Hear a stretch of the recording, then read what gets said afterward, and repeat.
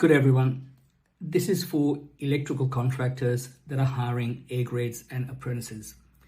How important is determining the productivity of those that you employ as it is in being able to assess their competency?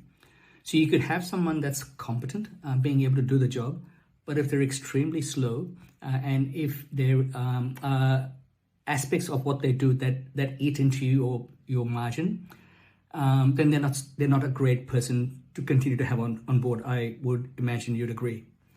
So how do you determine productivity of your staff?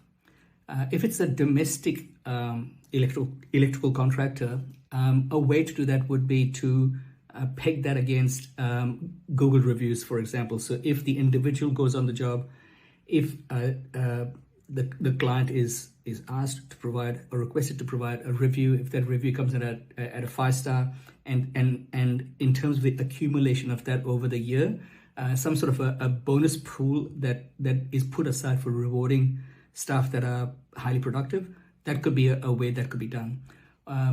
Again, another aspect for domestic could be if it is less reworks being done. So what I mean by that is if the individual has been sent to a site, they've done the job, the client picks up the phone and says, "Hey mate, this isn't done exactly what I like."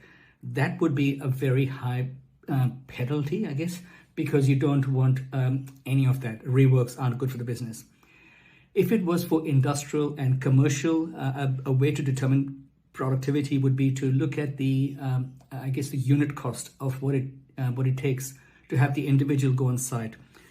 So once that individual's cost is determined, have a job cost on every site. And what I mean by that is almost like a mini P&L that looks at the revenue that's coming in for that, the attributable cost of the labor that goes in, and all of the other hardware, so to speak. And then those jobs that are highly productive, look at those as the avenue through which there could be some sort of a profit share or some sort of a distribution of a bonus pool at the end of the year.